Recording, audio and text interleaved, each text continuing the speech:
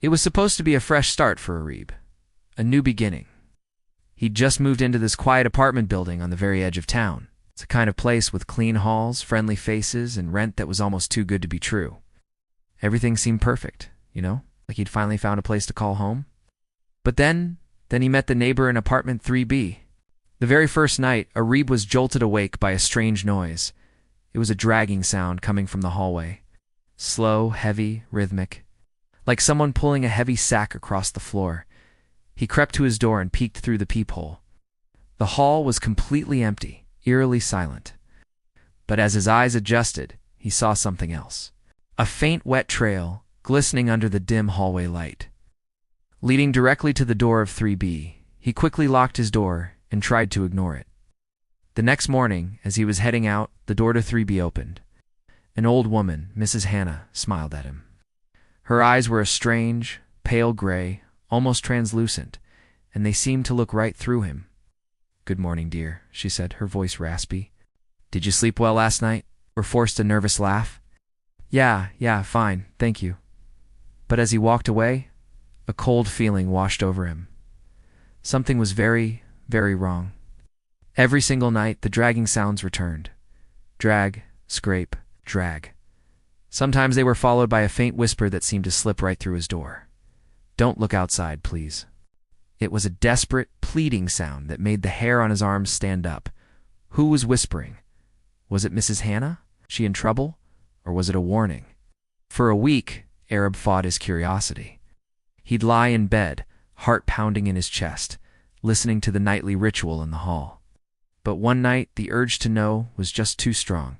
He couldn't take the mystery anymore. He positioned himself by the peephole, his breath held tight in his chest, and waited. The clock on his phone ticked past midnight, then 1 a.m., then 2 a.m. Just as he was about to give up, at exactly 2:47 a.m., it began. Drag, scrape, drag. This time he saw it. A hand, pale and grotesquely twisted, reached out from under the door of 3B. It was clutching the corner of a large, black plastic bag. A dark red liquid dripped from it, pooling on the carpet. The figure pulling the bag was tall, far too tall to be the frail old woman he'd met. It was a shadowy, stooped silhouette. Then, suddenly, the dragging stopped. The hand froze. And slowly, impossibly, it turned and pointed directly at his peephole as if it knew he was watching. Areeb stumbled back from the door, his heart trying to hammer its way out of his chest. The next morning, he was packing his bags. He couldn't stay another night. As he rushed past apartment 3B, he noticed the door was wide open, hesitated, then peered inside. The apartment was completely empty. Bare walls, a stained and torn piece of carpet in the center of the room, and a smell. A thick, sweet, rotting smell like something had died in there weeks ago. Shaking, he found the landlord. "What's going on in 3B?" Areeb demanded. "Who was in there?" The landlord's face went pale, his friendly smile vanishing. He stared at Areeb, his eyes wide. "Apartment 3B, son? That apartment has been empty for 10 years. Ever since the police found Mrs. Hannah dead inside, Areeb moved out that same day. He never looked back.